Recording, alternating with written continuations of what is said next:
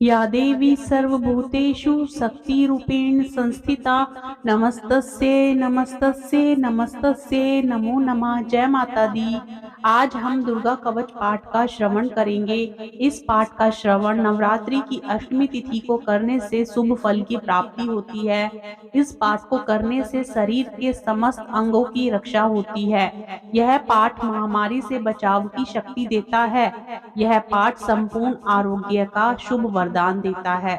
यह अत्यंत गोपनीय पाठ है। इसे पूरी पवित्रता से किया जाना चाहिए।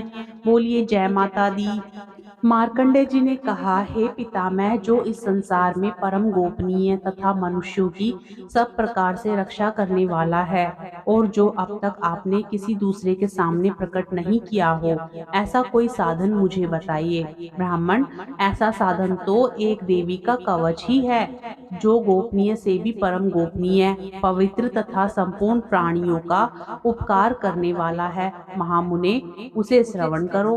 प्रथम नाम शैलपुत्री, दूसरी मूर्ति का नाम ब्रह्मचारिणी, तीसरा स्वरूप चंद्रघंटा के नाम से प्रसिद्ध है, चौथी मूर्ति को कुष्मांडा कहते हैं, पांचवी दुर्गा का नाम स्कंद माता है, देवी के छठे रूप को कात्यायनी कहते हैं, सातवां कालरात्रि और आठवां स्वरूप महागौरी के नाम से प्रसिद्ध है।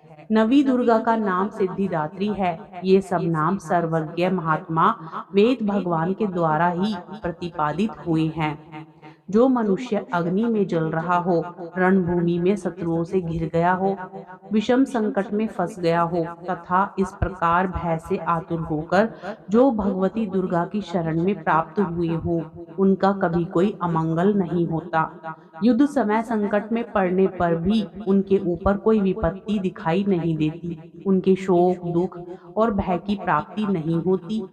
जिन्होंने भक्ति पूर्वक देवी का स्मरण किया है, उनका निश्चय ही अभ्युदय होता है। हे देवेश्वरी, जो तुम्हारा चिंतन करते हैं, उनकी तुम निसंदेह रक्षा करती हो। चामुंडा देवी प्रेत पर आरूढ़ होती हैं, वाराही भैंसे पर सवारी करती हैं, इंद्री का वाहन ऐरावत हाथी है, वैष्णवी देवी गरुड़ पर ही आसन जमाती हैं, माहेश्वरी वृषण पर आरूढ़ होती हैं, कौमारी का मयूर है। भगवान विष्णु की प्रियतमा लक्ष्मी देवी कमल के आसन पर विराजमान है और हाथों में कमल धारण किए हुए हैं। वृषण पर आरूढ़ ईश्वरी देवी ने श्वेत रूप धारण कर रखा है। ब्राह्मी देवी हंस पर बैठी हुई हैं और सब प्रकार के आभूषणों से विभूषित हैं। इस प्रकार ये सभी माताएं सब प्रकार की योग शक्तियों से संपन्न हैं। इनके सिवा और भी बहुत सी देवियां हैं जो अनेक प्रकार के आभूषणों की शोभा से युक्त तथा नाना प्रकार के रत्नों से सुशोभित हैं। ये संपूर्ण देवियां क्रोध में भरी हुई हैं और भक्तों की रक्षा के लिए रथ पर बैठी दिखाई देती हैं। ये शंख, चक्र, गदा, शक्ति, हल और मूषल, खेटक और तोमर, परशु तथा पाश, कुंत और त्रिशूल एवं उत्तम साठ धनुष आदि शस्त्र अस्त्र अपने हाथ में धारण करती हैं। दैत्यों के शरीर का नाश करना, भक्तों को अभयदान देना और देवताओं का कल्याण करना, यही उनके शस्त्र धारण करने का उद्देश्य है। महान रौद्र रूप, अत्यंत घोर पराक्रम, महान बल और महान उत्साह वाली देवी, तुम महान भय का नाश करने वाली हो। तुम्हें नमस्कार है। तुम्हारी ओर देखना भी कठिन है। शत्रुओं का भय बढ़ाने वाली जगदम्बिक, मेरी रक्षा करो। पूर्व दिशा में मेरी रक्षा करें। अग्नि कोण में अग्नि शक्ति, दक्षिण दिशा में वाराही तथा नृत्य कोण में खड़ग धारिणी मेरी रक्षा करें। पश्चिम दिशा में वारुणी और वाव्य कोण में मृग पर सवारी करने वाली देवी मेरी रक्षा करें। उत्तर दिशा में कोमारी और ईशान कोण में शूल धारिणी देवी मेरी रक्षा करें। ब्राह्मणी, तुम ऊपर की ओर से मेरी रक्षा करो और वैष्णवी देवी नीचे की ओर से मेरी रक्षा करो। इसी प्रकार शव को अपना वाहन बनाने वाली चामुंडा देवी दसों दिशाओं में मेरी रक्षा करें। जया आगे से और विजया पीछे की ओर से मेरी रक्षा करें। वाम भाग में अजिता और दक्षिण भाग में अपराजिता रक्षा करें। उद्योगतिनी शिखा की रक्षा करें। उमा मेरे मस्तक पर विराजमान होकर रक्षा करें। ललाट में मालाधारी रक्षा करें और यशस्विनी देवी मेरी बहुओं की रक्षा करें। भौहों के मध्य भाग में त्रिनेत्रा और नथुनों के यम घंटा देवी रक्षा करें। ललाट में मालाधारी रक्षा करें और यशस्विनी देवी मेरी भौहों का संरक्षण करें। भौहों के मध्य भाग में त्रिनेत्रा और नथुनों की यम घंटा देवी रक्षा करे। नासिका में सुगंधा और ऊपर के होठों में चर्चिका देवी रक्षा करे। नीचे के होठों में अमृत कला तथा जीवा में सरस्वती रक्षा करे। कोमारी दांतों की और चंडिका कंठ प्रदेश की रक्षा करे। चित्र घंटा गले की घंटी और महामाया तालु में रहकर रक्षा करे। कामाक्षी ठोड़ी की और सर्वमंगला मेरी वाणी की रक्षा करे। भद्रकाली ग्रीवा में और धनुर्धरी पृष्ठवंश में रहकर मेरुदंड की रक्षा करे। कंठ के बाहरी भाग में नीला ग्रवा और कंठ की नली में नलकोवरी रक्षा करे। दोनों कंधों में खड़गनी और मेरी दोनों भुजाओं की वज्रधारिणी रक्षा करे। दोनों हाथों में दंडनी और उंगलियों में अंबिका रक्षा करे। शूलेश्वरी नखों की रक्षा करे। कुलेश्वरी कुक्षी में रहकर रक्षा करे। महादेवी दोनों स्तनों की और शोक विनाशिनी देवी मन की रक्षा करे। ललिता देवी हृदय में और शूल धारिणी उदर में रहकर रक्षा करे। नाभि में कामिनी गुहा भाग की गुहाएश्वरी रक्षा करे। पूतना और कामिका लिंग की और महिष वाहिनी गुदा की रक्षा करे। भगवती कटी भाग में और विंध्यवासिनी घुटनों की रक्षा करे। संपूर्ण कामनाओं को देने वाली महाबला देवी दोनों पिंडलियों की रक्षा करे। नरसिंगी दोनों घुट्टियों की और तेजसी देवी दोनों चरणों के पृष्ठ भाग की रक्षा करे। श्री देवी पैरों की उंगलियों में और तलवासिनी पैरों के तलवों में रक्षा करें। अपनी दाढ़ों के कारण भयंकर दिखाई देने वाली दृष्टांग कराली देवी नखों की और ऊर्ध्वकेशनी देवी केशों की रक्षा करे। रोम वलियों के छिद्रों में कुबेरी और त्वचा की वागीश्वरी देवी रक्षा करे। पार्वती देवी रक्त मज्जा वसा मांस हड्डी और मेद की रक्षा करे। आंतों की कालरात्रि और पित्त की मुकुटेश्वरी रक्षा करे। मूलाधार आदि कमल कोशों में पद्मावती देवी और कफ में चूड़ामणि देवी स्थित होकर रक्षा करे। नख के तेज की ज्वालामुखी रक्षा करे। जिसका किसी भी अस्त्र से भेदन नहीं हो सकता, वह अभेदा देवी शरीर की समस्त संधियों में रहकर रक्षा करे। ब्राह्मणी आप मेरे वीर्य की रक्षा करें।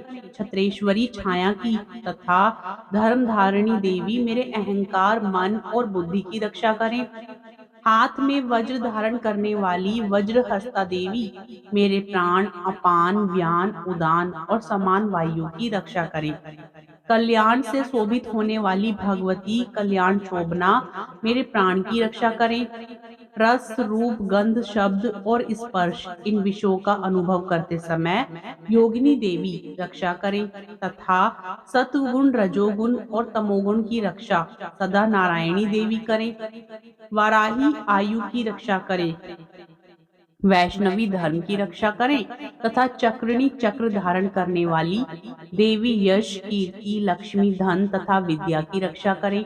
इंद्राणी आप मेरे गोत्र की रक्षा करें। चंडिके तुम मेरे पशुओं की रक्षा करो। महालक्ष्मी पुत्रों की रक्षा करें और भैरवी पत्नी की रक्षा करें। मेरे पद की सुखता तथा मार्ग की क्षेमकरी रक्षा करें। राजा के दरबार में महालक्ष्मी रक्षा करें तथा सब और व्याप्त रहने वाली विजया देवी संपूर्ण भयों से मेरी रक्षा करें। देवी जो स्थान कवच में नहीं कहा गया है रक्षा से रहित है, वह सब तुम्हारे द्वारा सुरक्षित हो, क्योंकि तुम विजयशालिनी और पापनाशनी हो।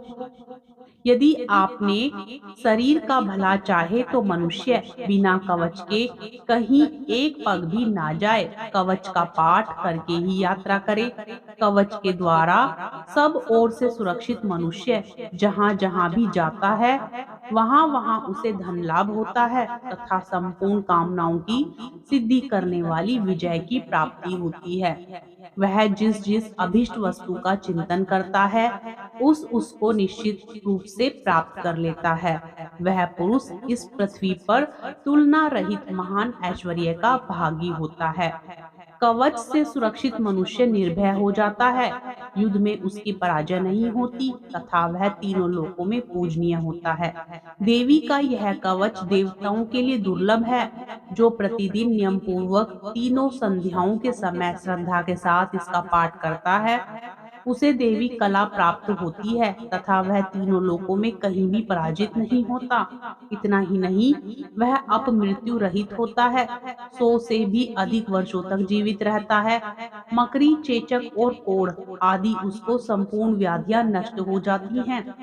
कनेर, भांग, अफीम, धतूरे आदि का स्थावर विष, सांप और बिच्छू आदि के काटने से चढ़ा हुआ जख्म, विष तथा अफीफेन और तेल के संयोग आदि से बनने वाला कृत्रिम विष, ये सभी प्रकार के विष भी दूर हो जाते हैं, उनका कोई असर नहीं होता।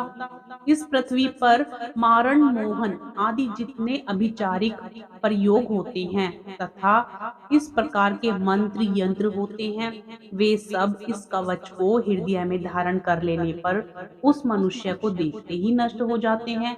ये ही नहीं, पृथ्वी पर विचरने वाले ग्राम देवता, आकाशचारी देव, विशेष जल के संबंध से प्रकट होने वाले गण, उपदेश मात्र से सिद्ध होने वाले निम्न कोटि के देवता, अपने जन्म से सात प्रकट होने वाले देवता, कुल देवता, माला, डाकनी, शाकनी, अंतरिक्ष में विचरण करने वाली अत्यंत बलवती भयानक डाकनियां, ग्रह, भूत, पिशाच, यक्ष, गंधर्व, राक्षस, ब्रह्म राक्षस, बेताल, कुष्मांड और भैरव आदि अनिष्ट कारक देवता भी हृदय में कवच धारण किए रहने पर उस मनुष्य को देखते ही भाग जाते हैं। कवचधारी पुरुष को राजा से सम्मान की वृद्धि प्राप्ति होती है। यह कवच मनुष्य के तेज की वृद्धि करने वाला और उत्तम है।